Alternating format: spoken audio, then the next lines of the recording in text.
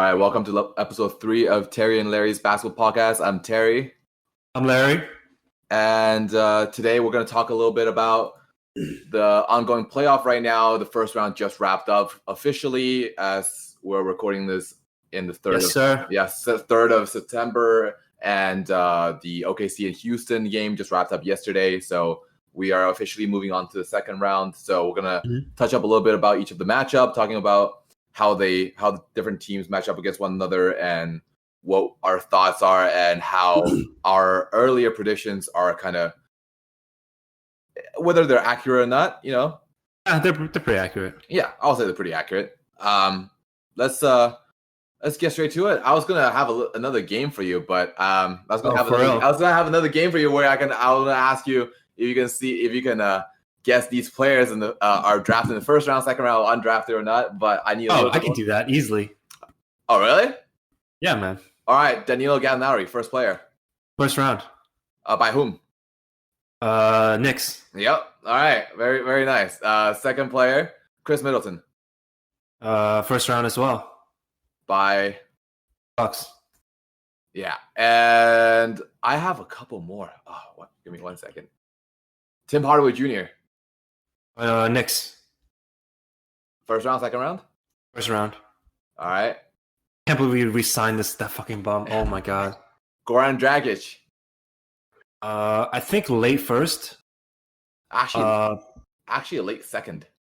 Late second. Wow. Yeah, round two, 45th pick by San Antonio. Wow. Okay, I was not thinking San Antonio. In 2008, he's been playing so well.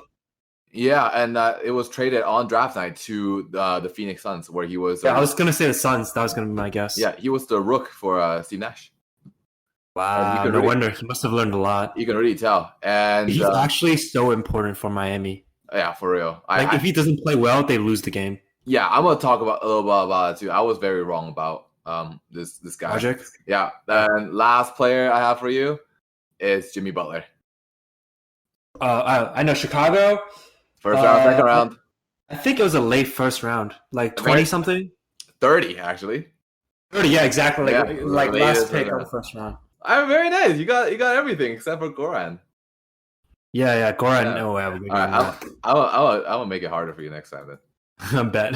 All right, so we're gonna talk a little bit about. Let's start with the West, right? So, yesterday the Houston Rockets and OKC Thunder series just wrapped up, and now Houston's headed against Lakers in the second round. So, I mean, I think we're gonna be on the same page here. Just to say that there's no reason that Houston should have struggled this hard against OKC. Yeah.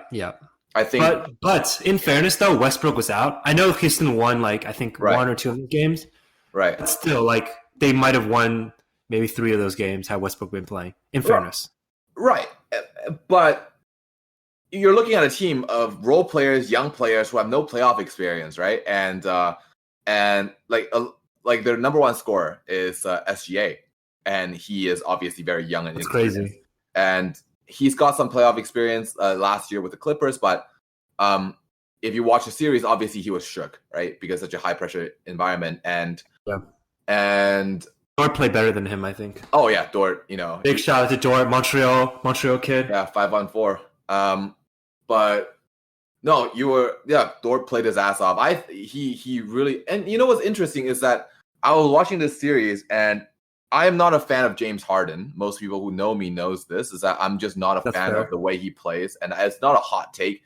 Is that I just think that it's not even, I don't think he's good. I think he's great. But it's the fact is what bothers me is where people rank him in the all-time shooting guard list. And I know that's a very petty thing for me to give a shit about. But I just personally don't. Oh yeah, because you're AI fucking.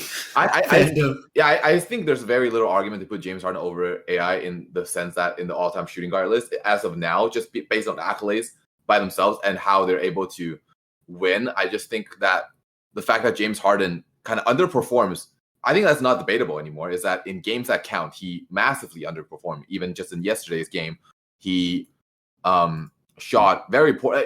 But this is interesting, is that he played very well defensively. There was a statistic announced that during the first round, James Harden is the league's third best defender. Yeah. Right, and points allowed. But bro, like honestly, you talk about AI. If you have AI and Harden 1-on-1, I think Harden beats AI like maybe 7 out of 10 times. And AI is 5. Hey, well, that's why Harden is ranked higher because Harden is 6'5". No, but that's not. No, I don't. Well, you're not talking about 1-on-1 players because if you put Chris, no, Paul, I know, but I'm just saying like the quality of their play. I think Harden has a higher quality of play. If you look at the first 10, if you look at the first 10 years of their career, if you put their accolades side by side, there's no argument right now. There's just no argument. But there's no argument. I think there's no argument either way. And I would say Harden is better because Harden is more efficient and has a better NBA ready body. Like AI is like his height is. Efficiency is such an argument used against the players in 2000s, though, because they were encouraged to be chuckers. They weren't encouraged to play efficiently. They were encouraged to play hero ball, right? So that's why if you look at Kobe, his efficiency is like terrible. But he's obviously Harden right now plays hero ball. His entire career in the Houston is playing hero ball. Right, but if you play hero ball, AI wasn't scoring like 50 easily, man. He worked for that 50. Bro, like their career average, AI is like higher still. And AI still has the second highest. AI still has the highest playoff point average of all players. And they both have an MVP. They both been to the finals, but AI took his team there, and he actually took a game of the undefeated Lakers in 2001. Or Lakers, if you remember, that Lakers won that chip going 16-1. They swept every single round. I think they are probably. I think winning one game against like such a team means nothing. It doesn't. Frankly. No, for sure. But I'm just saying that team was unstoppable. I'm not really, but I'm just saying that. And they were not stopped by AI. They weren't stopped. But I'm saying that James Harden has a better supporting cast. Harden took you can say the same thing with Harden, where Harden and CP3 took the Warriors to 7 games. Yeah, but Harden arguably if CP3 wasn't injured, they would have beat that Warriors. But Harden has Clint Capella. Harden has Chris Paul. Harden has Eric Gordon. AI has Eric Snow. I think you're underrating that Sixers team. I mean, Dikembe Mutombo was on his last legs. Exactly, yeah. But he was Defensive Player of the Year, and they had 6th Man of the Year, right? Harden has Russell Westbrook. Harden has Chris Paul. But I'm saying like even when Harden was playing without those players, when Harden was only playing with like Ariza, Capella, Eric Gordon, Dwight Howard. No, maybe like around that era. Like after the Jeremy Lin, Dwight Howard era, they immediately went to Chris Paul era. And after the Chris Paul era, it wasn't immediate. It's like a 1-year buffer that he didn't do shit. I was like 2 years, I think. But even then, like I think Harden had just. I don't know, man. And for me, if you're gonna play hero ball, I'm gonna look at you as a great player. When game is on the line, I'm gonna expect you to show up, right? MJ shows up every fucking time. Kobe shows up every fucking time. AI shows up when it counts, bro. You can even argue that AI was detriment to the Nuggets during that Nuggets era when they were in the playoffs with Melo.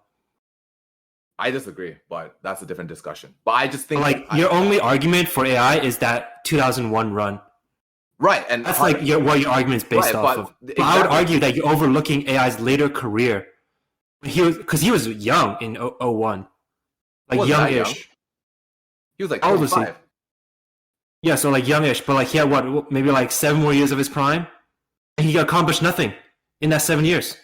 And I don't think James Harden will. Okay, that's a different discussion. But I think then you can't say that AI is better or worse than Harden, right? But because they both accomplished nothing. I'm saying their career up to this point, AI has more scoring titles. AI has more accolades. AI has won the Eastern Division. AI has you know what I mean? I think, and the thing is, I trust AI with last shot. I don't trust James Harden with last shot. It's not that he choked offensively this series. It's that I watched James Harden against the Jazz last year and the year before that. He consistently underperformed when his season is on the line, and I don't see that. I think that's detrimental to his status as a great player. Well, like this is the same argument that people use for all superstars, where like if they underperform until they don't, and then all of a sudden they have overperformed every season or every playoff series. And if he pulls a LeBron, I'll eat my fucking words, right? I think like AI has had those moments as well. You're just like overlooking them. I think maybe, but I mean, I'm a stand. I think there's good arguments. Exactly. That's why like your entire argument is based off. I would argue your entire argument is based off of 0-1. Yeah, and I think that's which is fine. fair, that's but I think that's too short sighted. Maybe you could argue that AI's peak is better than Harden's peak, which I actually might not even agree with. But I think arguing them like as a whole. Well, Harden's career is not too short sighted. Harden's career is not over yet. I'm saying for the first 10 years of the career, I don't think there's an argument. People can obviously debate me on that, but that's my opinion, right? I just don't think that. I think people are overrating him a lot. I think some people put him above D Wade, which I think is ridiculous. But either way, but D Wade doesn't have MVP. Why? But Harden doesn't have a chip. Yeah, that's fair. But Harden never had Shaq either, or LeBron. D Wade never had. You put D Wade with LeBron. You put Harden with LeBron. I mean, obviously they're gonna win rings. If you put Harden with old Shaq against that Mavs team, I don't think Harden would have showed up the way D Wade did. I just think. Yeah, no, I agree with that. I don't think Harden D Wade has that mentality. I don't think Harden can lock down JT. Right? Well, I mean, he did lock down. He did show out in defense. Oh yeah, no, he showed up on the undrafted rookie. Oh yeah, he blocked Dort. What a fucking, I don't know. It's just overall like Dort was so key for them this series. Like I don't think you can look at Dort being undrafted. Like, I know, that's but kind of too. If he didn't block that shot wasn't going in. Close-minded. Like when you look at that play, Dort was shook when he got the ball. Like, and he would be so he's so young. And that shot was like, I don't know. I think Dort was ready. That's why I like Dort. I felt like Dort, he was NBA ready. Yeah, but I thought that's why I like him. That release looked really slow to me. Like he took, like it was not in rhythm. I mean, his shooting is not his kind of upside, right? Right. But he shot well that game, and I don't even think if he shot it, like it might have not gone in, right? So you don't even know that. Right, but. Yeah, that when he got the ball, I was cheering for OKC. I have $10 on it, but like, I just didn't think that ball looked really good coming out of his hands. But obviously, it could have gone in, right? But I'm not sure. I just don't. I think that if you have an MVP candidate, and you have someone that is supposedly as great as James Harden, who is supposed to carry your team on offense, and dude doesn't show up when it counts. I just think that's weird that's weirdly detrimental to his legacy, in my opinion. No, for sure. I can't remember a series where he like carried the team. Yeah, exactly. Like, if you ask anyone what they remember about the Houston and Golden State series, I think 3 years ago, everybody will remember Chris Paul, right?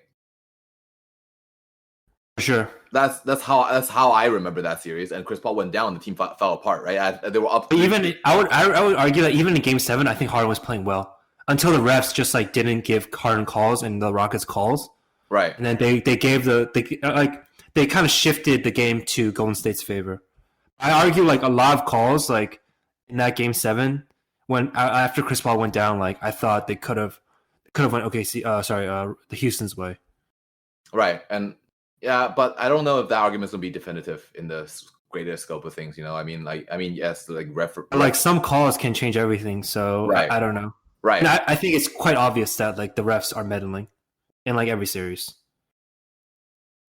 especially like I watched the Bucks, Miami yesterday. Oh yeah, like so many calls to the Bucks' favor. I was like, are you guys really? Like, and Miami so still won that though. Like what? And then the Bucks would argue that they had that makeup call on Butler. Yeah, but that was a real call though.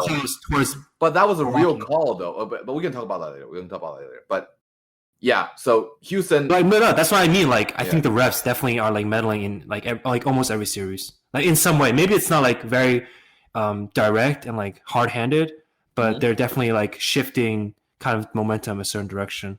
Sometimes, not all the time. I think being in the bubble, really puts the refs under a limelight. And we can. I disagree. I think this has just been something plaguing the league for maybe a decade or two now.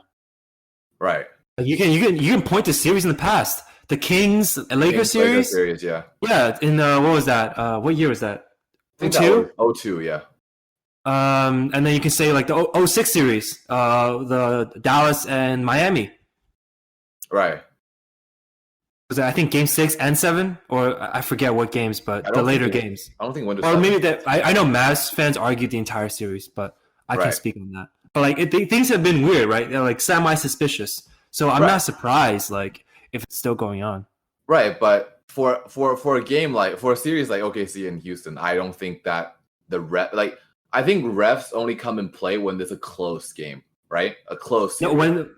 I mean yes, but I'm kind of talking about like when the for Game 7 of when the Rockets were playing the Warriors and CP3 went down. Like my Right. argument is that like they Well, could have won that game had the CP won refs not made down. a few calls CP won on the down in game Warriors side. 6, I think. What do you mean? What? CP won down in game 6, I think, and Yeah, I'm talking about Game 7 when it game was just 7. Harden. Right. I'm saying like I'm arguing like the refs didn't make some calls in favor of the Rockets and made some calls in favor of the Warriors, and then that shifted momentum to the Warriors. Because even though I remember like Rockets went like what 0 of 27 for Right. 3, but I Yeah. feel like the game was still like really close. I mean, they did lose by 9. But Harden did shoot 2 for 13 from the 3. And 12 for 29 isn't horrible from the field, but 2 for 13, I don't know, man. Like Yeah, no, but I'm arguing like there's some drives that like he could have had a call, but the refs didn't give him a call. Like that's it. That's fair. That's fair. I mean, That's Harden's game, right? That Right. You know that's Harden's game. He's gonna drive and try to get a call and get an N1. And the refs weren't giving him any of them, which they did give him earlier in the series. right. Yeah, it's about consistency. You're right. Yeah, It's and about there's no consistency, unfortunately. Yeah, and yeah, but that game, like KD just dominated. You know, KD went what 34 points, 11 for 21, 5 for 11 from the 3. Yeah, true. Like True. KD is KD. You know. Like, Yeah, for sure. And like the Warriors absolutely needed KD Right. to win that game. And And that's kind of why I argue that Curry is not as good at like I don't respect Curry's legacy as much because of KD? KD, yeah. And 2015 when both Kyrie and Love went down. It's turned out to be a very controversial podcast. Yeah, but it's just facts. You can't even argue. Like only one of Curry's rings was won without KD. Think about that. And that was a series where Kyrie, the Cavs' second best player, went down. Right. And it was still 4-2. Right. That's a good argument, But yeah, I just think I don't know about James Harden like playing. I mean, he got 32 points, right? But 6 assists to 5 turnovers. But that's before he developed like a kind of quote unquote assist game. But I felt like they just went cold. And that's when your team goes cold, when Ariza goes 0 for 9, when Eric Gordon goes 2 for 12, and James Harden goes 2 for 13. Like when your two other shooters are like 2 for 21, you as the leader of this team, you cannot afford to go 2 for 13, right? I just feel like that's a forever blemish, in my opinion. But I don't know if it's a blemish because everyone expected Houston to lose that series. Right. It's not like LeBron in 2011 where everyone thought that he was just going to beat Dallas easily. Yeah, right. Everyone thought the Warriors were going to beat Houston easily that series. And the Houston actually defied people's expectations. Right. Which no one expected. I didn't expect it. So I can't even argue that it's a blemish. But I'm not exactly talking about Houston in that series. I thought that was great. I thought that series played out great. I'm talking about like the following years, and I felt like in a lot of elimination games, in a lot of tight situations, Harden does not show up, like overperform in a sense. You know what I mean? Like, I agree. He's definitely underperforming in the playoffs, and you saw it this series. Exactly, and it's not that he does it once. I forgive and forget, right? But it's consistent. It's becoming a habit. It's almost a trademark. It became a meme. It became a joke.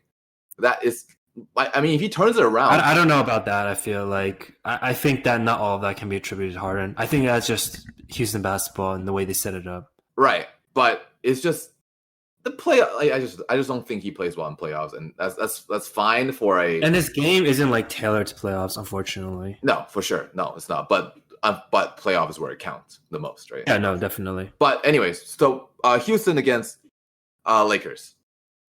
Oh, right, that's what we're talking about. Right, I think Houston's gonna get their asshole smacked in. I think it'll be close. Who's defending Harden? Who's defending Harden? JR. Who's defending Harden? That's a good point. That's a good point. Who's defending Harden? Green, I guess. Caruso. Caruso. This is where they're really missing Bradley, like the Trailblazers series. So I guess this series is where we really get to test James Harden's iron, right? Because there's nobody that can really stop him, but there's nobody that can stop AD or LeBron. Well, I guess PJ Tucker and Robert Covington. Actually, I think those are the two. Those are two great LeBron defenders. Not a good. I would love. I trust Tucker on LeBron. PJ on LeBron and Rocco on AD, right? Yeah, I guess. I think maybe sort of swap them around. I mean, they can only slow them down a little bit, but they obviously can't shut them down, right? It's LeBron James. But the thing is, if Rocco defends LeBron, LeBron will have like a better time isoing, but a less better time like passing. Because Rocco, I remember you said this is like Rocco is not a great one-on-one defender, and I'm starting to like see it now. Right. He's like okay, he's like decent, and he's good. He's not bad. He's not bad. He's good. Yeah. But he's not like kind of like Kawhi, that like crazy level. He's not a glue guy. He's got a huge defensive IQ. Yeah, you're not gonna Covington can't like completely stop people. Right, and he's gonna like disrupt passing lanes. I think exactly. Is with his wingspan, with his defensive awareness, he tips. He's like he gets a lot of steals for teams, and I think like LeBron's kind of like going forward game is gonna be hindered. But we'll see. Right. Well, yeah, I'm looking for the series. Definitely a good series. And I think this is when James Harden either, put up or shut up, right? Because there's no one to stop him. Yeah. And you know what? Like Dort, you can say that Dort is a good defender. Which he is. Mm-hmm. But in the end of the day, it's a rookie. You're an MVP candidate. And I don't think there's a lot of excuses for James Harden going into this Lakers series because the lack of a stopper in the guard position without Avery Bradley. And I don't think Rondo's back yet, right? Rondo might be back, but I don't expect him to be that effective, I guess. Right. And Rondo's never been a one-on-one defender, neither, right? Yep. Rondo's always more of a defensive team defense guy, right? Mm. And if you look at the depth chart of the Lakers... Oh, wait, Danny Green, what am I saying? Yeah, no, I said Danny Green already. Right. And KCP, so... well, we'll see. But really, you're gonna let KCP stop you? Let's come on now, right? Yeah, facts. Right. If KCP stops you, we have to reevaluate your legacy a little bit. But I think this is gonna be close. I see some people saying I disagree. Lakers in 5. I don't know. I disagree. I think Lakers in 5. I genuinely think Lakers in 6 or 7. All right. Okay. I think there's closer. Okay. So you think Lakers in 6, right? But I think it's closer to Lakers in 4 than it is Lakers in 6. If that makes sense. I totally disagree. Okay. I'm on the complete opposite. We'll see. Spectrum. We'll see. But what our conclusion is that Lakers will win. Yeah, I think Lakers will without win. Too much of an issue. I think. I think it'll be he'll have a tough win personally. Okay. I guess we'll see. Their next 2 series will be the toughest. Yeah, for sure. And then the final, if they make it to the finals, then I think it'll be a lot it'll be easier. Right. Because they would have beaten the Rockets and most likely the Clippers. If you look at the Lakers team, it's not a well-built team at all. It's literally just LeBron, AD, and some role players. Yeah, and it's not even good role players. Yeah. Damn, they have Alex Caruso and Markieff Morris in your second lineup? That's your championship contender? That's why I'm not high on Lakers and I like the Clippers more. KCP's your starter? I mean, that's fine, I guess. With LeBron and AD, that's who you're gonna put them on. All right. I mean, it is what it is, right? They definitely need help. That's for sure. Yeah, losing LeBron, classic LeBron. Man needs some help. Losing Avery Bradley is a big one. That's huge, man. Same with Portland series. That was huge too. Right. Yeah. But I feel like people were saying that Portland was gonna upset Lakers. I thought that was kind of delusional. I mean, I definitely saw them taking one game off, but that was as far as I would have gave them. But yeah, fair enough. Yeah. But yeah, okay. So we're pretty much in agreement that within 6 games, Lakers should have this in the bag, right? Yeah, I think so. But I think this is gonna be closer than people think. Right. And the other Western Conference matchup, Clippers and Nuggets, I feel like is a wrap, right? Sweep. Yeah, I think maybe not sweep. I think 5, maybe. I think it's a sweep. The Nuggets are not going to win any games. I'm going to say 5, but I think it's closer to 4 than 6, just like the other matchup. Because there's so many factors, right? Nuggets not fully healthy. They only have 1 day of break. They're playing Clippers on Thursday. Clippers had good rest, right? And Clippers just came off a tougher than expected series. They just got the groove on. They got Montrezl Harrell back. They got Lou Will's playing well again, like he's grooving. So I felt like, this is going to be very tough for Nuggets. And Nuggets, as we said before in the previous pod, that Nuggets is playing right into Clippers' hands, where Clippers is a defensive team built around perimeter defense, and they're built to get smacked by centers, right? Mm-hmm. And Joel Embiid, Karl Anthony Towns, there's nobody to stop them, right? But there isn't. AD. Yeah, exactly. But there's no one like that in the Nuggets. Jokic. Yeah, I guess you could argue Jokic, but Jokic plays on the perimeter though. Zubac. He doesn't. He's on the. He plays with behind to the basket, but I would argue he doesn't look to drive. Exactly. Right. Up, so right. Exactly. It's like a non-issue. Like I feel like because their main big man is the 2 big man they have in the Clippers rotation is Zubac and Montrezl Harrell, right? So Zubac is slow. And not as he's just not a good defender. Right. Zubac is slow. And Montrezl Harrell is short. And just not a good defender. If you have someone like Bam Adebayo who just, fucking, that'd be crazy. Man, but you'll feast, right? If they had Bam, that team would be perfect. I know. But Clippers. I'm saying if it's Bam against Clippers. A guy like that. Yeah, for sure. Right? Embiid, maybe less so to an extent, Cat, but even, you know what I mean? Yeah. That team is built to get smacked by fast big men that Denver does not possess. And Denver plays at the perimeter, and Denver lives and dies by their 3-point shots, right? And I just don't feel like that is something that can be good against the Clippers, because they can't stop both Kawhi and Paul George. I mean, do you really need to stop Paul George? I mean, he's playing all right. I think he'll get his groove back. Man, been stopped, bro. Man ain't moving. We'll see, bro. We'll see. But it's gonna be a wrap, yeah, for sure. And it's gonna be a LA, Yeah, it's gonna be LA. Yeah, the league hope for.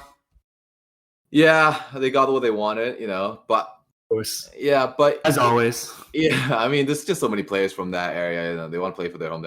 By the way, before I even get in, before we go to the East, did you see Vernon Maxwell's tweets?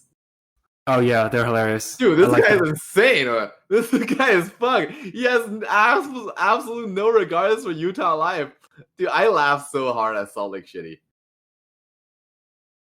Oh, that's just so funny. I'm sad for Mitchell, man. I hope he finds. I hope either Utah builds a good team around him or he leaves. If the Rockets win, Utah must release Donovan Mitchell and allow him to play for Real City. That's so true, man. That's so true. Oh my god, that's so funny. When have you seen the emoji stuff? That was just so funny, man. I mean, they weren't as funny, but dude's got good banter. Yeah, dude's like Mad Max. But yeah, I think it's gonna be I think we're in agreement. It's gonna be Lakers versus Clippers. For sure. I remember you having Clippers, and I have Lakers, right? Yeah. I am now starting to lose a little bit more faith on the Lakers. Just seeing how underperforming the role players have been. I think Danny Green hasn't been stepping up as always in the playoffs, right? I love the guy though. But yeah, I'm just not looking good for the Lakers. I mean, it's been like we all knew this before the season started, right? The Lakers, they have LeBron and AD, which is really strong, but they're definitely seriously lacking in supporting cast. Yeah, supporting cast, exactly. And but the thing is, they're just 2 great two-way players. Even LeBron at his age. I mean, it'll be a great series. I'm really hoping for Lakers Celtics finals. That'd be amazing. Yeah, if you remember my splits, that's what I have. Oh, really? Okay, yeah, nice. Dude, that'd be sick, man. Yeah. Lakers Celtics. Kobe coming back from the grave to beat the Celtics again. Oh my lord. My God. Yo, and you remember LeBron underperformed in the second game against Portland, right? He got 10 points, but they won that game. In the first game, he shot 9 for 20, which is the off night for LeBron, right? And he got 9 for 20. I think it's not off night. But That's yeah, a classic. but it's for LeBron. That's like a solid LeBron shooting line. You know, he's did his job.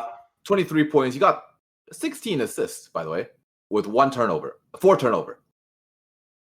That's insane. Okay, but anyway, that's solid, bro. Yeah, second game he got 10 points, but it was not a close game, right? But the third, fourth, fifth game, 38, 30, 36. This is what I'm talking about. It's like LeBron turned that on, right? That's not coasting LeBron anymore. Man, I just hope we get Lakers Celtics, man. That's a series for the ages. Dude straight up just said fuck passing. Because afterwards, he never had a 16 point. He's gonna need to do that in the Clippers series. Exactly, for sure. He needs to take over, which I think he will. Yeah, I think that's the only way they can win. He's been saving that groin for the rest for the entire season, right? But yeah, so that's gonna be an interesting series for sure. And let's move on to the East now. Yeah. First thing first, Bucks and Miami. There's a lot. Bro, I watched both games, man. Me too. They've been good games. Yeah, great the games. refs. Yeah, great games, and the refs really tried. I'm not a conspiracy theorist. I do not. I'm totally a conspiracy theorist. I mean, yeah, you're a Knicks fan, but like, I personally don't believe that there's a secret society of referees trying to dictate games to go either way, either based on gambling or league agenda. But this series has been atrocious. I think both games, the Bucks weren't favored. Yes, definitely. And the first game, less obvious, but second game... first game, not that much, but the second game, I think it was really obvious. How are you going to call? Like, I was screaming. I'm a neutral fan. I was screaming. How are you going to call? Semi-neutral, let's be real. Okay, yeah, I love Miami. But how are you going to call that foul on Goran? Like, but it's not like that. I think that overshadows like a lot worse calls. Like, there was a dunk from Bam. Yeah. Where he was going for the dunk, and then he just got hit in the arm, and it was like so obvious, but there was no call. And he made the dunk, fortunately, right? Yeah. But it's like the little things like that. I think happened like a couple times, especially in the second quarter. I was just I almost had to turn off the game. I did turn off the game when Dragic like fouled Middleton. That was fucking bullshit, man. That was fucking bullshit. Like I was like, his feet was planted, his hands were up. He leaned forward a little bit. No, I think he went straight up. I think he was just really close to Middleton. Exactly. Like but here's the thing. He stood still. He knew where Chris was going. He stood still with his hands up in the air, looking like a fucking balloon guy from a used parking lot, right? And just stood there. And Middleton jumped into him. His hands didn't move, and that's a foul. And like Steve Jakey was saying, how that's a valid call. I was losing my goddamn mind. Doris Burke was actually furious, and I was way more angry. I would have lost my shit. I feel like Doris is like gives the refs the benefit of the doubt most of the time, and I think she was right here to criticize the refs. Yeah, exactly. That's how are you going? And especially in a game like this, man. In a game like this, where it's last couple of seconds, and you know what though, and I will say this, I don't think any fans like makeup calls. They happen though. Right. I mean, they would take it, but yeah, that's kind of bullshit call on Butler, but what can you do? And honestly, I don't care who wins this series, because first of all, I'm a fan of Miami Heat, but I don't think this is their season yet. I don't care what happens this season. They've shown me. No, I mean, I want to see Miami win just so Giannis can leave. Me too. I want to see them win, but I don't care if they win this year. Also, I'm not as high on Hero as you. I was watching Hero. I'm like, like Terry told me about this kid. Like, I want to see if he's going to be a star. But I don't know, man. Bro, he has confidence, which I like. He's 19. Like, he kind of disappears, man. He's 19. Yeah, but like, as 19, great players are great at 19. Like Booker. At 19 in this. Booker was better than this at night, like when he was young. No, like Hero is definitely going to be a good player. But I don't know if he's going to be a star, man. I think he's going to be a star. That's just me, though. I felt like he has moments. And I love the confidence. I remember he just pulled up for 2 threes in the second quarter, right? In game 2 against the Bucks, right? And here's the thing: his ball handling is kind of poor. I feel right. That's what I think he needs to work on. That's why I said, in terms of his development, he can either go the Cowher's way, where he becomes a spot up shooter, and I think he'll be great at that. But or he can become either Booker plus or Booker minus, depending on how his development goes, right? But the point is that he has the body, right? He's 6'5". Like, I don't see him becoming Booker, actually. Really? I actually find a lot of similarities in their game. I feel like Booker's a better ball handler, and Booker's just smoother in general. But he wasn't, though. That's the point.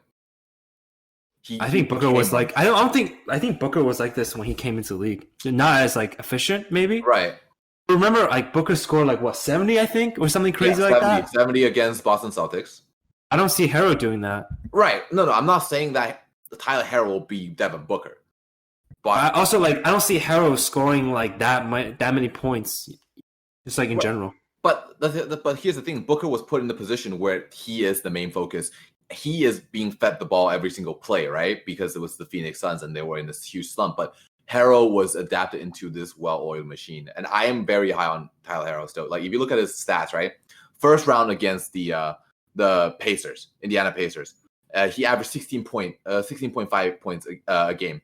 He shot 47 from the field, and he shot 35 from the three, right? And he shot 80% from the free throw line. And with 4 rebounds a game, 3 assists a game, not that many fouls, 1 turnover a game, 2 fouls a game, and then he played 32 minutes at 20 years old in the Eastern Conference, and in the semifinal he's playing 30 minutes a game, and he's shooting. No, he's a beast for sure. Yeah, but I don't see the superstar qualities. Oh no, I'm not saying he will be a superstar. But Booker is Booker is on his way to be right, and I'm not. You're hoping he's going to be Booker, right? I don't see that. I'm saying he can either be Booker plus or Booker minus. I see. I mean, if he becomes Booker light, I mean, I can see him like as a Booker coming off the bench. He's not going to be the number 1 option like Booker will be. Right, but I think he will be a very solid third option. Yeah, I think that's his ceiling.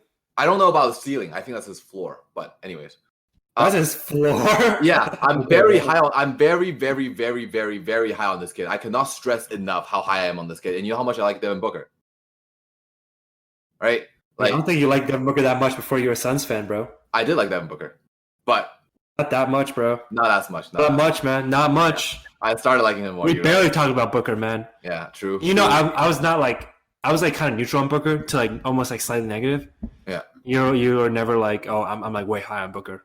Only since you became a Suns fan like a year ago, whatever. Yeah, fair. I did learn to like him, but if you look at I think Booker's also 6'5", but I felt like Tyler Harrow at his age is insane already. I don't know. Maybe I'm just really fascinated by this kid, but I really, really like him. I really like this player. I really like his game. I think he has a lot to offer. And the thing is, Devin Booker needs the ball, and I don't think Tyler Harrow needs the ball. I think Tyler Harrow, if he doesn't become if Devin Booker cannot create his own shot, he's doomed. And if Tyler Harrow cannot create his own shot, he will become a Clay. But Clay is so strong because he's a good defender. Right, and I think Tyler Harrow can like stop Kawhi, guys like that. Right, but Harrow's wide. Like Harrow's still growing, right? He's very wide, and I think Harrow will become. I didn't see that at all. His shoulders are not that wide. Really? I don't think his shoulders are that wide. What is his wingspan? Oh, actually, not that great, huh? That's why he's a good shooter. Right, fair. I don't know. I like the kid. I think he has got a great attitude. He's got a great drive, great work ethic, and he knows what he has to do. He doesn't take shots that he's not supposed to. Most shots he takes are great shots, in my opinion. I just really like this kid. But yeah, I mean, I think he will be a part of what will ultimately attract Giannis to Miami, just because when absolutely, yeah, or he'll be an asset traded away to Milwaukee. I don't think Giannis should demand a trade. No, I'm just saying, like, in the situation where he does. I don't think he should either. I think he just wait a year. Wait a year. Just chill. Just sit out for a year. Don't do that. At the same time, though, like, if he doesn't sign an extension, what should Milwaukee do? What should Milwaukee do? If he doesn't sign an extension? Obviously trade him. Like, fair. So, like, you're going to either you get 0 assets for Giannis or you get a ton of assets. If I was Milwaukee and Giannis is telling me, like, yeah, I'm going to test that free agent market. I might come back. I might. Yeah. I might not also. Then I'm like, all right, Giannis, I don't think you're going to come back. I'm going to trade you. And if I get Harrow, like Duncan Robinson, maybe like Derrick Jones Jr., and Kendrick Nunn and a pick or something like that. Duncan Like silver Robinson, picks, maybe. Duncan Robinson, and Kendrick Nunn are both expiring next year. Oh, really? Yep. They're Duncan undrafted. Robinson was the second drafted in the second. Nope, undrafted rookies all signed 2-year contracts. Both of them. Wow, Yep. I thought Duncan Robinson was drafted. Okay, Nope, he's fair. actually Duncan Robinson was a Division 3 player actually. No, but he was in Michigan though. Yeah, Division 3 though. Michigan is not Division 3. No, but he played Division 3 in the beginning. Oh, okay, but like he didn't finish with Division 3. Did he not? Oh, yeah, you're right. No, he played in he was in he went to University of Michigan, bro. He played in the March Madness. That's how I know of him. Okay, you're right. That's like how I knew of him. I don't watch college basketball, as you know. Yeah, but like you gotta watch college to pay attention to the prospects. Right, for sure. And yeah, that's something I need to get better at. But yeah, I mean Duncan Robinson, yeah, he undrafted because he's old, right? He's 26. Okay, fair. I wouldn't even want Duncan Robinson, to be honest. I want Harrow. Like Harrow's like the jewel here. Yeah, but I think I think Miami just wouldn't trade for Giannis and just wait a year and But then what if Giannis goes elsewhere? and he'll come to Miami after. But he can. No, I mean like, what if he goes Oh, to he like finds somewhere another else. team? Like where? There's no other team that is as good of a position as Miami by any means. I couldn't. I went Warriors. Warriors. Yeah. The Warriors dump Wiggins. They have space for Giannis. I think they do, right? Let's take a look at Golden State Warriors. They need to shed a lot of contracts. They don't have. They need to trade Draymond. I think they don't have the room. Yeah, they need to trade Draymond. They have a Steph for 45 and 21 to 22.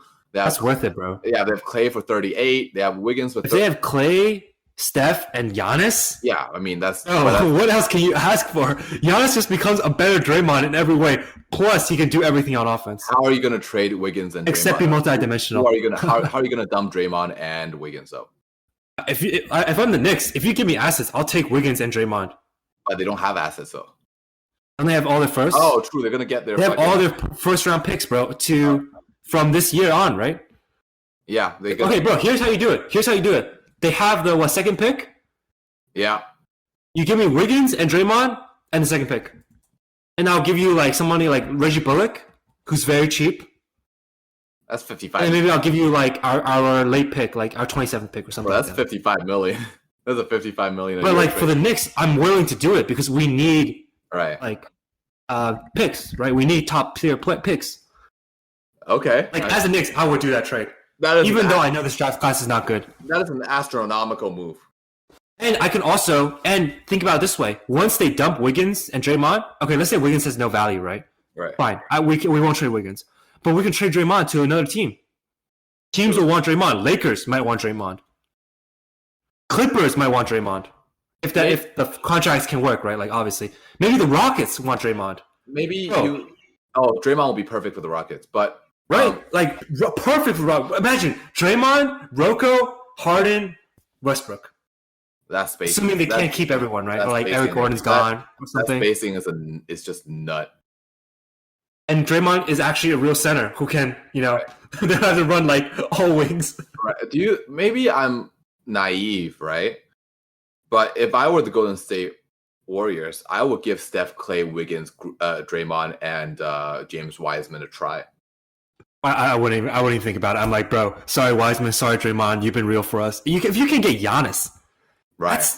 I think that's one ring at least. Wow. Yeah. So how old is Steph? Steph is what, 30 something? 32. 32. He's not even 33 yet. He's gonna be 33 soon. Yeah, Clay is 30, younger, 30, right? 30. Yeah. Wow, Clay has years to go, man. We might see Clay being a better player than Steph. And Giannis's contract is what is it? 35.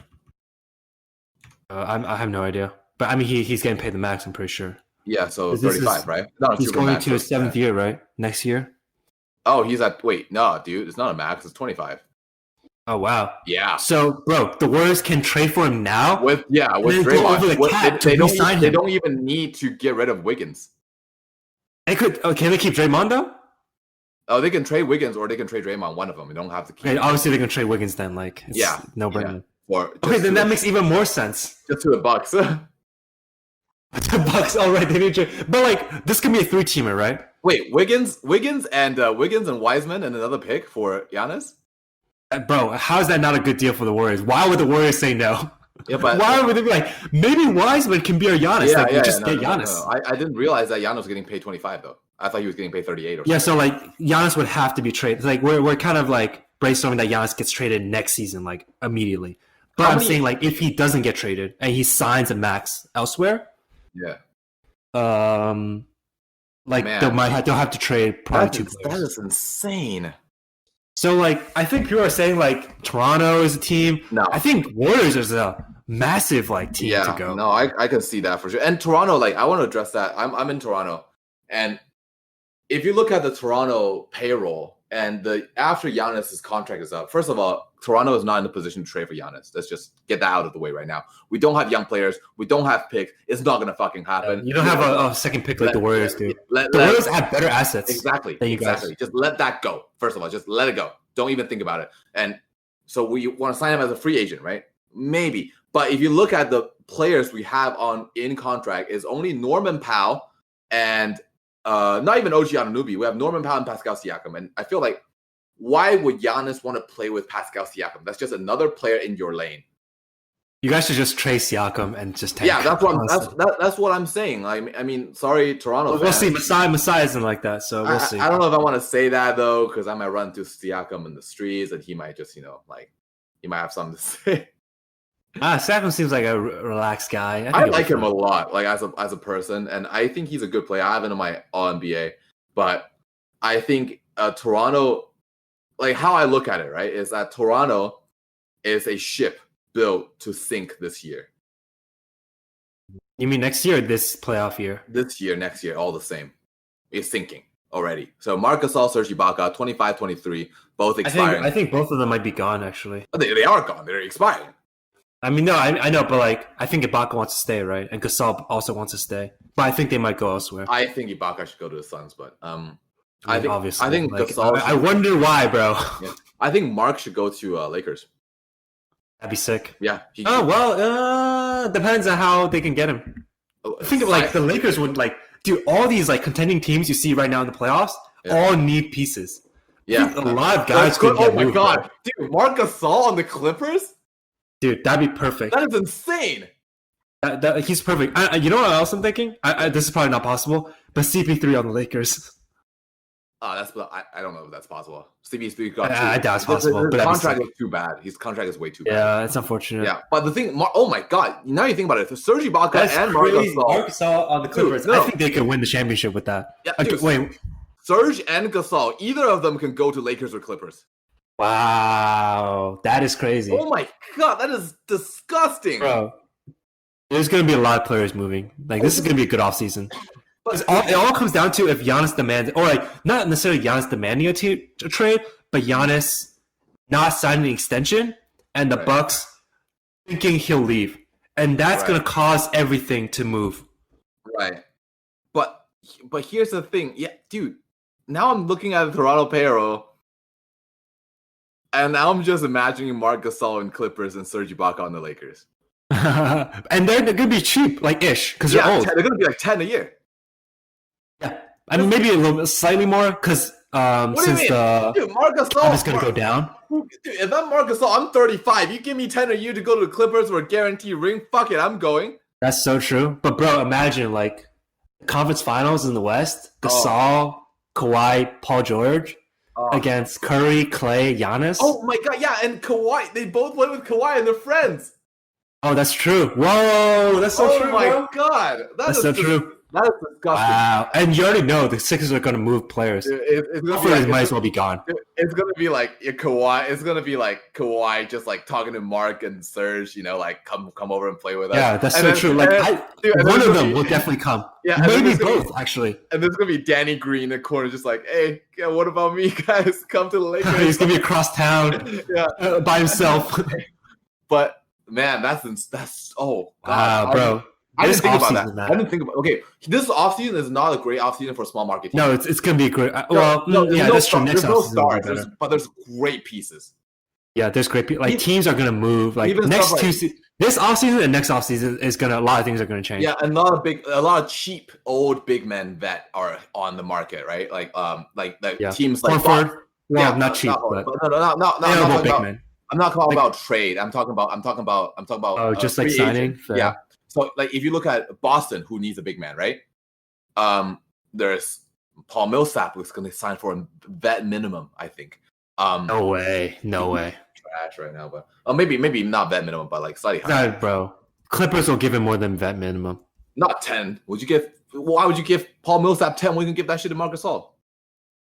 Yeah, but like he's not for sure going to the Clippers, Yeah. right? Like there's players you're going to target, so that's like one of the players you would target. Right. But yeah, Paul Millsap, right? There's Derek Favors. They're not great, but I think if you get either one of them under 10 million, that would be a steal. For if you are a team that desperately needs a big man and have all the other pieces, like Boston. Like if Derek Favors goes to Boston, it'll be great. I think for $8 million a year instead of Enes Kanter. I hate that for Boston. Really? Instead of Enes Kanter? I mean, they could sign Gasol or Ibaka or Millsap. Right. Like they don't need to like kind of get the bottom of the barrel. I think if Gasol and Ibaka are leaving, they'll go to the West, though, because I don't know. I can see that, but I'm just saying, like for Boston specifically, I wouldn't target Favors at all. Oh, right. But it's an afterthought.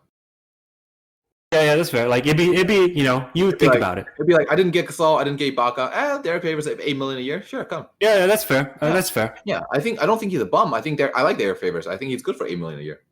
I really don't like Derek Favors, so that's why I wouldn't. For $8 million a year? I mean, I just don't like what he brings to the table, frankly.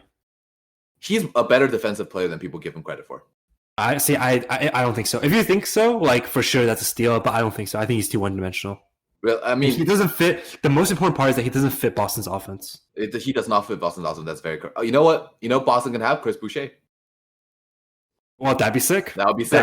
That would be insane. And it fits so well. But can we get Boucher to New York, man, or Dort? Can we get some Montreal guys to New York, man? I mean, that's gonna. I mean, you don't need Boucher. You got Meach, right? So it's like but Boucher is he a strict 5 though? No, he could be a 4. Yeah, so that's what I'm thinking, right? And we need another center. Mitch is our only center on the team. Fair. I mean, that's fair. But you know what's crazy is like with Dort playing so well, I'm actually more open to a CP3 trade to New York. As long as Dort is part of the package. I don't think Dort's going to be a part of the package. Yeah, it's tragic. What a tragedy. I think just Dort playing so well in his first year made his contract a huge steal, and it's so sad, man. I know, like I really thought he was going to be at least like early second, and somehow he gets picked up by OKC for free. Yeah. Like, why didn't we get him? Yeah, I really don't get it. He played his ass off, man, and he's gonna. I'm happy for him. It's not just me though. Like a lot of scouts had Dort going in the second or even late first. I had him like late first, like late first. Like 28th, 30th. Mm-hmm. But guys were saying like he was going to be drafted at least in the second, and somehow I don't know why teams just passed on him. He's short, but he plays like he's big. Yeah, for sure. He's 6'3", but he plays like he's 6'7". Yeah. He's shorter than Devin Booker. I didn't know that. I mean, he's not that short, but 6'3", I think is kind of bare minimum nowadays. Yeah, that's damn shit. But yeah, Lou Dort definitely showed his value. He's gonna have. I think he has one more year in his undrafted contract, right? So he signed up for 4-year extension, bro. Oh, already? 4-year extension Today? That's probably one of the best contracts in the league. Today? Covington. No, this season. He's on a 4-year contract, bro. Oh, for real? With OKC, yep. Oh shit. Oh, what? Then why would they ever trade him? Exactly. Tragedy. What a tragedy, man. OKC. Oh my god, 4 years more. 1.5 a year for the next 3 years. Man literally got robbed by Presti. Dude, he got robbed. Oh my god. And the last 2 years only partially guaranteed. I mean, it's definitely going to be fully guaranteed. Or OKC might do him a favor and like extend him, give him like a real contract. Yeah, I'll throw him a few more bucks. I think he deserved it. But anyway, yeah, for sure. But yeah, what a out of nowhere player. But there are players who there's been a historical precedent of players who show up for one game in a very important series and then disappear for the rest of the career. Like think back to like Bismack Biyombo. But Dort has been good all season. I'm just playing the devil's advocate. Oh, Oh, okay, yeah, for sure. No, I definitely feel you. Like, I don't think he's gonna be as good like as this series, like his entire career. Right. Maybe for sure. get there. He'll get there eventually. Right. But this entire season, I was like, this Dort is a beast. Dort is a beast. Yeah. And then I saw the OKC sign. I was like, damn, because I was hoping we could trade for him, right? Mhm. But unfortunately, our FO Right. have foresight. I still think he's a hustle player who's streaky. I'm playing devil advocate here. Obviously, I'm very excited about this player, being from Montreal now. But like, I just looking at his shooting average this season, 39% from the field, 29% from the three, 80% from the from the free throw, 7 points a game. Not a great blocker, not a lot of steals in 23 minutes. Not a particularly great rebounder. I feel like he brings a lot to the table with his hustle and defensive effort, but just his overall value is still, I would say, in question. And obviously, if you base off this series, that contract is a huge steal. So the question is, next season, what level will he perform at now that he has this level of confidence and trust from his staff? Yeah, for sure. Teammates, right? And of course, like CP3 being there, OKC being good organization definitely helped Dort being as good as he is. Yeah, and definitely, and the young core of SGA, Dort, and Darius Blaisley, who also played pretty well, I think. And with Hamidou Diallo, I think that's not awful. That's a 1 star. That's 1 star in SGA and 3 looking like promising role players, right? Yeah, I'm low key kind of lower on SGA than I was before now. Because he was shook, right? He was shook. No, I know, but kind of like that mentality, it's a combination of things. Right. Hamidou Diallo did not play this series. Yeah. He didn't play much. He only played he played 15 minutes in game 1. He played 3 minutes in game 2, and he only played in losses. But bro, another guy from Montreal. I think I sent you a link about him. This guy, Karim Maine. He's gonna be a beast. Trust. He's gonna be like Dorian Boucher. He's gonna be a third Montreal guy. On it right now. Straight up. What's his name? Straight up, bro. Karim Maine. Bro, I messaged you about him like a while ago. But bro, trust. You did tell me about him. On that shit right now, dog. We'll see. Okay. I'll keep tab on him. Like literally keep a tab on him. 5-star recruit from Rivals. Yes, sir. All right. What were we talking about again? With the Bucks, I think. Yeah, Bucks and Heat. Yeah, we got distracted by thinking about Giannis going to Giannis. Bro, I really man, this is gonna be like a great like next 2 seasons about like player movement. And back to the point we were making is that Giannis, if I'm Giannis, right? I'm not, but if I am, I'm not. I'm looking. I feel like the decision is not where am I going? Is am I staying or not? Because I felt like if I'm leaving, there's only one logical choice. I mean, I don't think there's only one. There's like 2 or 3. Right, but I think Miami really fits his attitude. It doesn't just fit; it will fix his attitude. Right. I think Giannis, he's a great player. But it's kind of like I think of like when LeBron went from the Cleveland to Miami. Right. He like went to another level. Like his 4 Miami seasons, the first 3 was probably his peak. He learned how to trust. I think he learned how to win. Yeah. Well, that involves trusting, and you know what? Fair. Like, and that's the thing is that he wanted to play with Chris Bosh and Dwayne Wade, and you can trust him. I wouldn't trust Mo Williams and Antoine Jameson, right? I remember that squad. Fucking Zydrunas Ilgauskas. Yeah. Big Z. Yeah, I don't know if I would trust them. Like they're good role players, but no, but that's kind of like that's what I mean, right? Like you look at the Bucks, just like look at the Bucks without Giannis. Yeah, it's. I mean, it's an okay team. It's an 8th seed, I think. I mean, yeah, it's an 8th seed, but you don't expect them to do anything, right? In the playoff. Yeah. And not like Miami. Even Miami was an 8th seed. I'm like, yo, Miami is like a solid. I think Miami is not a 5th seed this year. I think Miami's better than the Pacers. I think Miami's better than I think Miami in Boston. I think Miami's better than Toronto, in my opinion. Yeah, that's what I was gonna say. Toronto is the other team. I think Boston and Milwaukee are the 2 teams that are better than Miami, and I felt like if Miami were against either one of them, Miami would have an advantage. Maybe not Boston. Not Milwaukee. Miami has Bam to defend Giannis. Not Milwaukee though, because I will say this earlier that I did say in the previous pod that I don't think Milwaukee is a good matchup for Miami because and we both said that Miami wouldn't. The Bucks wouldn't make it to the finals. We did say that. But I said that Miami could have won against any other Eastern Conference semifinal team other than the Milwaukee, because Milwaukee has big men to stop Bam Adebayo and Jimmy Butler from driving, because they have Brook Lopez, and Giannis, and maybe I'm wrong. I think that'll be my first blunder in this split prediction. I really think Giannis is going to leave, man. If they lose, he's gone. If they lose, he's gone. Yeah, and I think they will. But again, like, even if they go to the conference finals, like, would you stay? And then let's say they beat Miami, right? Right. And they lose in the conference finals. As Giannis, would you stay in the Bucks?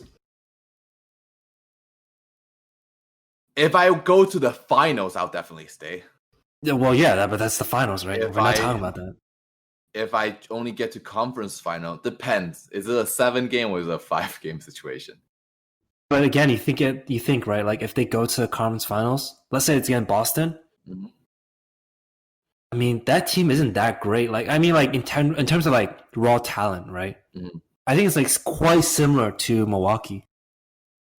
Like, Tatum isn't as good as Giannis. Mm.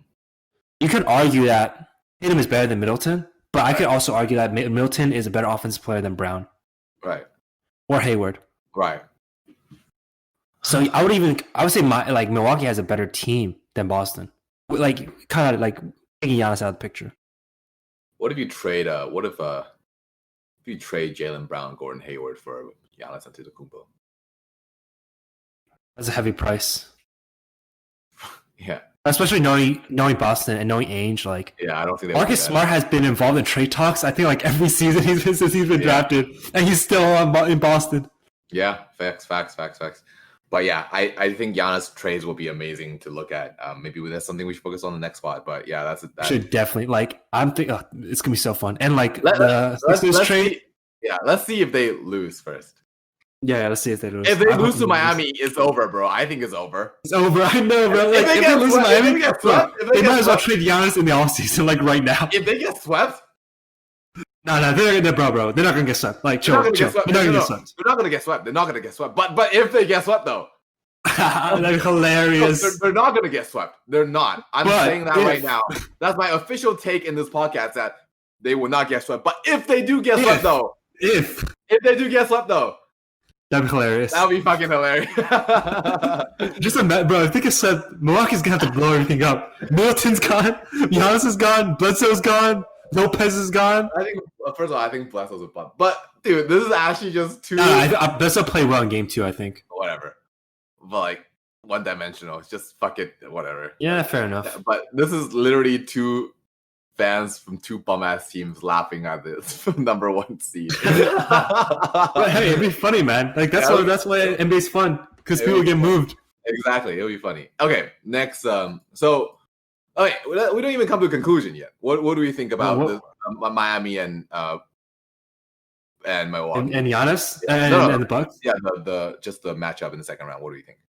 I mean, I want to say Miami, but I feel like people shouldn't be counting out the Bucks too early yet. Fair.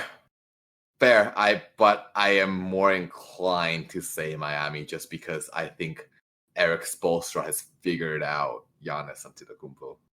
Again, like, I feel like Bud hasn't made adjustments yet. I think the Bucks will win. I think the Bucks will win the next 2 games.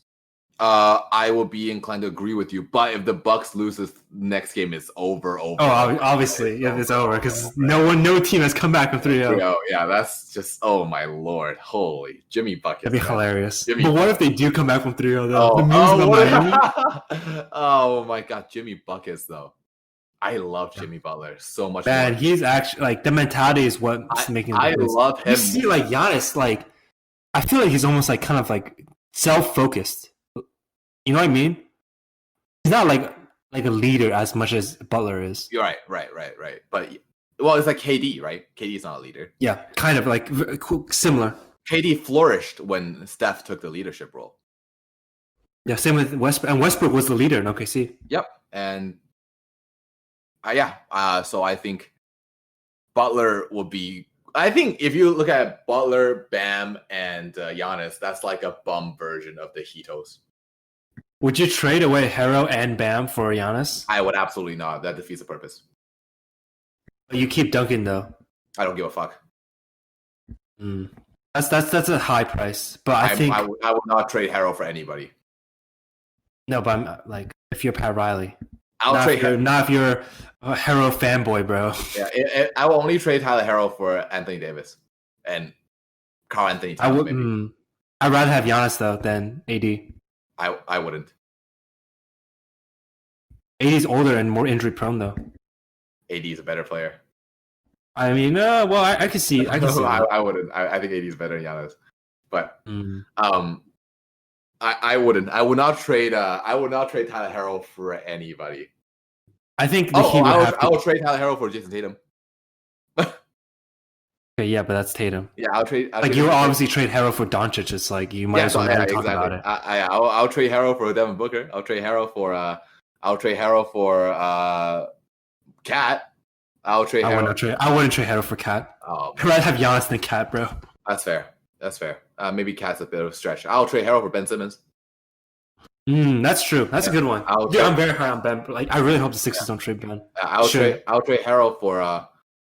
I can see. Wait, but there's a very good relationship between Joel Embiid and Jimmy Butler, though, right?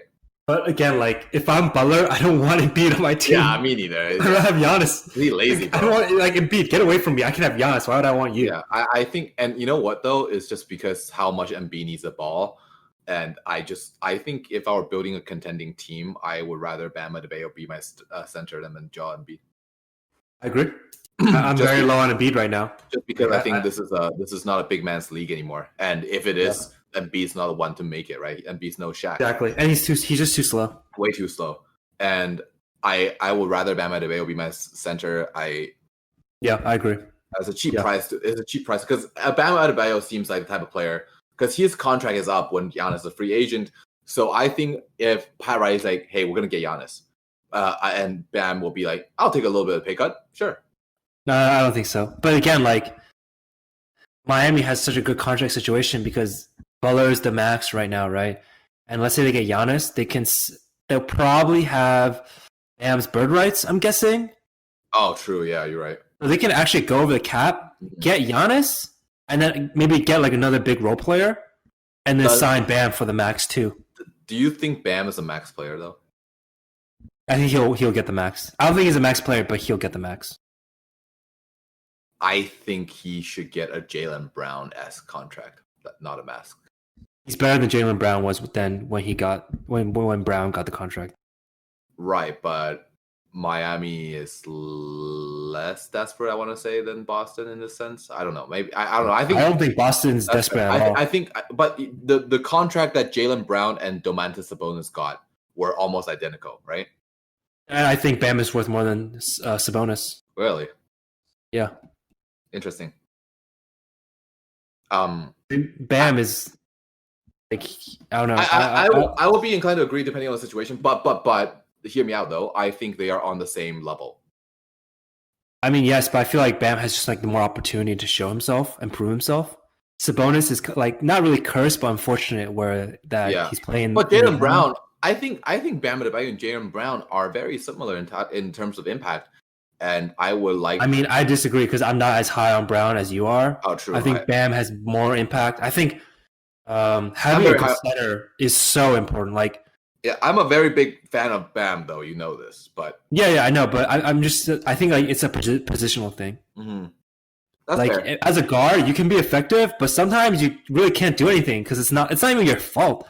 It's just like the way the game is. Like sometimes you're just not in the paint or like. The person you're defending doesn't get past you or whatnot, or maybe your shot's not falling. Right. Bam is going to be important every play as long as he's defending the rim. That's fair. That's fair. But I think this is a guards league, and I feel like if I'm Miami, I have a little bit of PTSD from giving a big man max contracts like, Hassan Whiteside. But Bam is like exactly what you want in the center right now. But Bam reminds me a lot of what Whiteside was, though. Hard worker. Rim defender, athletic, wide, great pick setter, great PNR player.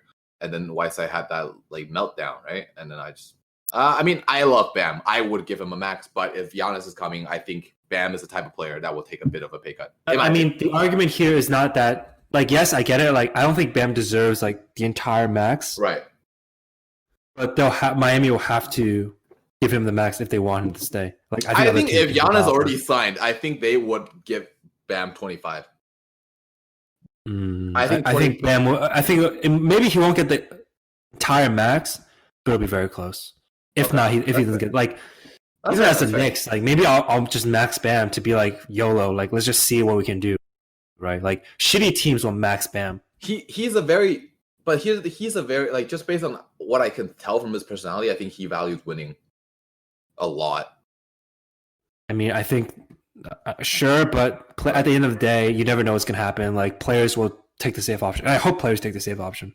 It's like I want players to get as much money as they can because you never know if they're gonna get injured or anything. For sure. Me too. I agree. Especially players like Bam, who's like not a superstar where he's gonna get all the endorsements. And he's putting his body on the line. Yeah, like if I'm Bam, like I hope Bam takes the most money, even if it means leaving Miami. Facts, for sure. I agree. And obviously he's not gonna win as much if Miami gets Giannis and Butler and whatnot. Yeah. But I think, in the long run it'll be a safer play for his like family. Live, yeah, for sure. And he came from a rough background too. That's why I respect him so much. Yeah. So and like Bam, he's young still, right? He's not even 25 yet, right? Is he 25? I think he's like 21, bro. He's 21? Yeah, that's what I'm saying. Bro. He was drafted a while ago though. Like he's not a recent pick. Oh, he's 23. Oh, he's 23. Okay, right. So like even if he gets the max, bro, he just turned 23 though. He just turned 23 in July. Okay, right. So like he'll have time to win later on in his career, right? Might as well get that bag and then figure it out from there. Dude, he was picked in 2017. He was like, he must have been picked. Yeah, because I remember he was picked a while ago. Like he's not a recent draft pick. Yeah. But I remember looking at him. I was like, "Fuck, he's young." Because dude looks like an uncle. That's the most old face. Dude, he's my age, man. He's 1 month older than me. Dude looks crazy. Dude looks 35. Like, look at his face. That's crazy. Look at that beard, man. That dude looks so old. Jimmy's got to shave that mustache, man. Oh, Jimmy! Every time I see it, I'm just like, bro, please shave. What is that country music on his face, bro? Like, I don't know, man. But that mustache is like fucking overflowing from the lip, bro. I'm like, what? Something is wrong with that. Like, I don't know. I don't know what's going on. It's gross. I guess he's winning. It's disgusting. Maybe it's like a playoff mustache that he's not gonna shave until he wins the chip or something. He's locked in. Yeah, that. Yeah, that's what like a lot of some sports fans do that, right? They don't shave until like the playoffs over. But anyways, okay. So let's wrap up the Bucks and Heat discussion. You think that the next two games goes to the Bucks, and then it will be a very close game, closer series than we both expected, right? I think it'll be close. I said Bucks in 6. You said Bucks in 5. Oh, for a prediction? Yeah, I did. But now I think like maybe like I think I'll still give the benefit of the doubt to the Bucks. Me too. I will have to agree with you, but I can very much see Miami. Yeah, but I still say Bucks in 7. Okay. Because you have to think like this reminds me of like the Jazz Nuggets series where it took a while for Mike Malone to make adjustments. You know what? Fuck you. I'm gonna go Miami in 6. I love it. I hope that's true. Let's go. I mean, I hope that's true, bro. $10. Yeah. Give me 1 to 2. For what? Give me odds 1 to 2. I have no idea. Like man. I would put 10. You give me 20 if I win. I say Miami in 6. I think it's 1-1, to be honest. Like, come on, man. It's the Bucks, MVP, DPOY. But I'm not high on Giannis, though. Yeah, look, Middleton. I hate Middleton. All right, 1 for 1. I'll take that. 10. I like Bledsoe more than Middleton, probably. I'll put $10 on Miami, bro. Like, I love this squad. This squad makes me so happy. But yeah, okay. Next one. Toronto and Boston. This I have a lot of opinions about. I mean, I don't really have that much opinions. I'm just really surprised by Boston, and maybe more like surprised by Toronto. Actually, do you want me to go off then? Go, bro. All right. I think that Toronto. First quarter starting right now of Game 3. Oh, did I? Yeah. Okay. Toronto and Boston. I had I had Boston in 7. You had Toronto in 7. We both agree it was going to be a close game, but a close series. But my opinion was that going to this series, there was no Gordon Hayward. I think Toronto. This is Toronto's worst matchup because first of all, Boston is I want to say in the top Eastern Conference team, Boston's the most talented team. Maybe other than Philly. I think that team is just studded with talent. And when you have two well-run teams, like if you look at Milwaukee, I don't think that's talent, right? That's Giannis and and if you look at Toronto, that's just a bunch of role players playing with Siakam. Mm-hmm. And if you look at Indiana's injury-ridden, I think, and there's not that much there's no superstar potential in Indiana squad. And Miami is a very blue-collar team, right? So I think Boston is studded with talent. I think Jaylen Brown, Jason Tatum, and Kemba Walker are the 3 most talented players in the tandem in Eastern Conference. And when it comes down to it, if you look at the matchup, that Toronto lives and dies by their defense. I think they're one of the best defensive teams. I think they're probably the best defensive team in the league. Right? Yeah, and for sure. They have good defenders. Great defenders. But they are great defenders on traditional teams. You know what I mean? I think Lowry and Siakam are good at staying in front of most players in their position. And Ibaka and Gasol protects the rim in different ways. If you are a Giannis type, bam, Marc Gasol is there to take your charge. If you are a James Harden type that does the Euro, Serge is there to block your shot, right? There's a lot of defensive schemes they can play, and they're very well coached. But there's no talent, I think. I think your most talented player is Pascal Siakam, and I don't think Siakam is just brimming with talent, right? So, and when it comes to the matchup with Boston biggest weapon is their youth, their speed, and their shooting, and their coaching, right? I don't even say youth is a big weapon because Kemba's not young. True. Kemba's like their second best player. Shit, but Kemba plays like he's young, though. I mean, yeah, fair. That's fair. Yeah, Kemba doesn't play like a vet, but Kemba plays with passion. And Kemba's like 30 or something. But they drive and they shoot and they're fast on offense. And on defense, not too shabby either, right? Marcus Smart, top 3 point guard defenders. Jason Tatum, I would say top 3 in his position in defense as well. And Jaylen Brown, I would say is top 5, top 8, top 7, top 5, right? I would say they're all really good defenders. And, let's not count out stuff like Robert Williams. So I think Boston has enough talent to stay in front of Toronto's offensive threat. I think Marcus Smart. I think Toronto has no offensive threats. That's the issue. Exactly. Boston has 2 major offensive threats, Kemba and Tatum, and like 2 more like semi-offensive threats. Brown. Exactly. Well, even without Gordon Hayward. Yeah, and without Gordon Hayward again, that's so true. Exactly, yeah. And Gordon Hayward, this guy, he doesesn't take bad shots. Yeah, I mean he's just like super efficient, plays the game the right way. What do you want? Exactly. He takes the right shots. He puts himself in positions to succeed. I like his game. I don't think he's a star, but I think he's a great piece. But yeah, for sure. Crazy. That's crazy. Boston's built so well. They could literally play Hayward as a bench player. Just so well. Just oh my god. And Brad Stevens, one of the best coaches in the league. If you add Serge Ibaka or you add if you add Boucher, oh my god, what a fucking. If you add Boucher, yeah. Oh my god. Even if you add Gasol, I don't think Gasol too slow. Too slow? Yeah, too slow. I think their centers are slow though, dude. One of their centers is literally Cantor, bro. I think that, but the Cantor's not getting played though. Yeah, it's just. I think that's why Robert Williams was getting his minutes. Yeah, that's why. Yeah, that makes sense. You need a rim run there. You need a blue collar rim runner. I think they need a cheaper Clint Capella.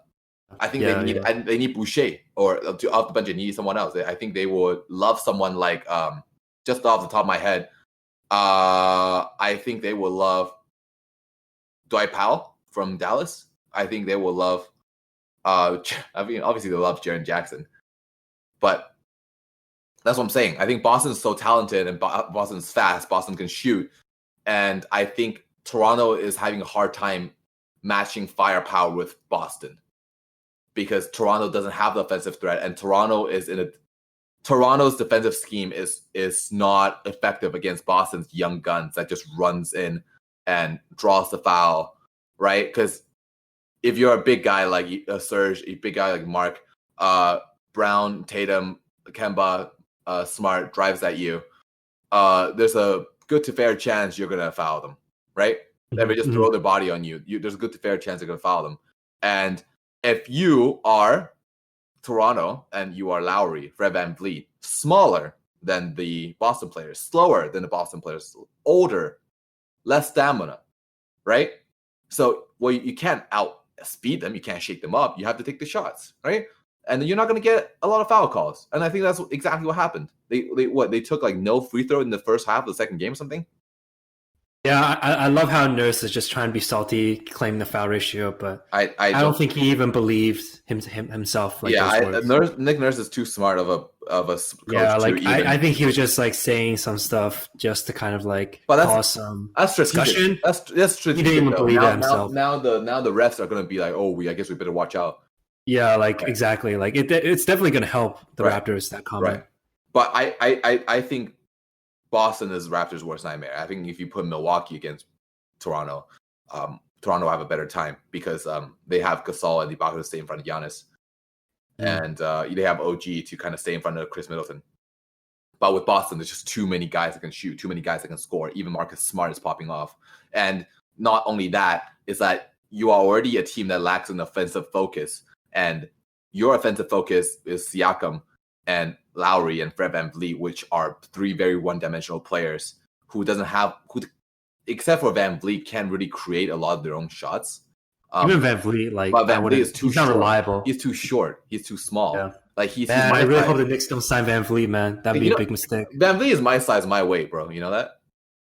I think he's heavier than you, know? He's 6'1", 185. He looks heavier than me, though. But you're 185 right now? I'm 185. I gained a bit of weight in the quarantine. I was like 178, I think. Fair. But yeah, VanVleet, I think he's a bit small. I think he's a spark plug, but he's not a. You can't really you can't rely on him. Exactly. He's like a guy that comes off the bench to give you give yourself a boost, right? I think he'll fit great in Phoenix, but I don't think he will. He is someone that can take you over a talented team like Boston, especially with their defenders, especially with their young guns. You know, I just don't think Toronto has the juice to keep up, and this is kind of a nightmare situation because here's the thing: if Toronto was against Miami, that's a different story. Even then, I think it favors Miami. Right, but I think that's a different story. I think they will have an easier time against teams like Miami or Philly or Milwaukee rather than Boston. I think Boston is their worst nightmare. Frankly. Yeah, damn. Toronto getting exposed in the playoffs as usual.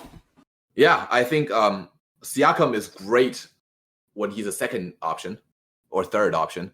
I think when he's when the opponent coach is designing plays to stop Siakam, he can be very easily stopped because he's Giannis light. Yeah. Right? They play very similar, they're built very similar, but they have the players to stop Siakam. Exactly. Boston. Exactly. Well, I mean, yeah, Tatum. Exactly, Tatum. Tatum matches well with Smart. Siakam. Smart a bit small for Siakam, though. Yeah, but he can defend all their Lowry and FVV and sometimes Siakam, if he needs to. And Siakam gets flustered a little bit, you know. Siakam gets a little rough, gets a little, and his handle is like not that tight. Yeah, and I think Siakam relies on his speed a lot, and his size. And I think when you're matched up against a defender who's your speed, your size, like Tatum, that's when he kind of falls apart a little bit. Like if you look at Golden State last year, there's no one like Siakam size that can stop him, right? Like you match up against like Kevon Looney or something that can't just can't keep up because he's built like a gazelle. And I think it's gonna be less close, and I think it's gonna be Boston in 5. Boston in 5. Wow, I think Boston in 6 maybe. 6 maybe. Still give the benefit of doubt to Toronto. Again, they need to make adjustments, man. It's only been 2 games. Right. Yeah, for sure. Teams will have to adjust. Like Nurse will have to adjust. I don't think he has yet. But I think we can all agree when it comes to like intense playoff situations, the only thing talent is really a big factor. And I just don't think I just don't think Boston has the talent. Toronto has the talent. Yeah. And No, for sure. And yes, very well run. Yes, all the role players know their roles. Yes, veterans are doing what they're supposed to do, but you don't have the talent. And what can you do? Right? It's not their fault. I think, is one of those because I still don't know how Toronto was able to get to this point in the regular season that they got such a good but a lot of that maybe is their defense but in honestly, like a lot of these like high seed teams, they're just consistent where they always beat bad teams. Right, they don't lose out easy buckets. Yeah, like the Rockets. The Rockets, I would say, have more talent than Toronto, right? They should be as good as Toronto, and given that they're in the West, of course. Right. I remember like they lost to the Knicks like last season in like a tight game or something. Like Toronto would never let that happen. Right. Like, very unlikely.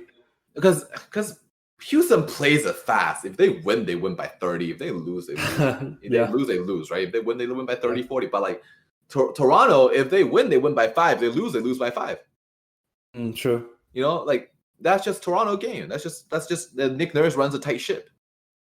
And there's beauty in game like that. But when it comes to playoffs, I just felt like we're going to have a very tough time keeping up with the talented core, young core, energetic core of Boston. And the fact of the matter is, so many of the players are so multidimensional. Yeah. And we're not even talking about Gordon Hayward, who is the definition of multidimensional, right? And just Kemba Walker can play both ends. Marcus Smart, both ends apparently. He developed an offensive game somehow. Jason Tatum, one of the best two-way players in the league. Jaylen Brown, another great two-way player. I don't know. It's going to be tough for Toronto, and Toronto just doesn't have the talent. Yeah, but it is what it is. But I think that's all the second round we can think of, right? So we have Lakers against Clipper in the Western Conference Finals, and we think we have Celtics against hopefully Miami. And then hopefully Lakers Celtics. Celtics against Miami, that would be very interesting. That'd be very interesting. I would love to see how Jason Tatum match up against Bam Adebayo. I would love to see how who's going to stop Tatum? Bam. In Miami. Bam. I think is he fast enough for Tatum? Yeah, Bam is fast, man. We shall see. And well, we might not get to, but I would love to see how Kemba Walker or Gordon Hayward or Jaylen Brown like stays in front of Jimmy Butler. Mm-hmm. And I would love to see if Tyler Herro can pull something out of his ass against defenders. I think Boston has the defenders to stop Miami. Yeah, but I think Miami has the defenders to stop Boston. That'll be like it's gonna be like a 60-point win. That'd be great, man. It's gonna be like that Nugget and Jazz win. It's like what 80-78. Yeah. Damn. Yeah. But yeah, it's gonna be some really good series. This year is a lot better than last year, I think. Yeah, for sure. Really last year was terrible. Right, really fun. Unless you're a Toronto fan. Yeah. Oh, I was in Toronto last year. I was having a good time. I mean, bro, you switch teams like every 5 seconds, bro. I'm not a Toronto fan though. I never call myself a Toronto fan. I'm just in the city, see, bro. I think the one summer I spent in Toronto, they won a chip. I think it's me though. But here's the thing. You know what's funny is that all these people that call themselves Toronto fans, I've been watching Raptors games longer than they have. Like I remember the struggle years because that's all we have on TV. Like my family only had basic cable, right? So all I will watch is Raptors reruns, and I'll watch like Linus Kleza, Jared Jack, Jose Calderon, Morpheus, Patrick Patterson. Did I say fucking Kleza? Andrea Bargnani. That's so true. I totally forgot Patrick Patterson was in Toronto. Yeah. Andrea Bargnani, DeMar DeRozan. Don't bring up Bargnani, bro. Stop. Yeah. I know how you feel. And who else? Like I watched the struggle years. I watched those fucking Primo pasta commercials where Bargnani just keep eating pasta in front of the mirror. Bro, it's triggering me. Man. Like I've been watching Raptors since 08, bro. Like I'm not a Raptors fan. That's fair. You know what I mean? I've been watching them for a long time. That's what I'm saying. Yeah. Because I remember two sides of the same coin where you're rooting for the Raptors as a Canadian. I'm hating on the Raptors as a Canadian. Yeah, I mean, I'm rooting for them like adjacently. Like I don't care. I don't care if they win, but if they do, there's gonna be parties I can go to, right? Like, oh, not now, but but yeah, I mean, I remember the struggle years. I remember, I think the first year, like I remember, like I also watched the Chris Bosh years, obviously, but I remember I really like Jose Calderon. Something about me and Spanish point guards, I guess. Yo, I totally forgot about Jose, man. Jose was a great player, though. He's out of the league now. I mean, he's like 38. Yeah. Wasn't he playing for the Knicks recently? Like the most recently? Nah, he played for the Knicks before he played for the Cavs. But he did play for the Knicks. Oh, he played for Detroit last season.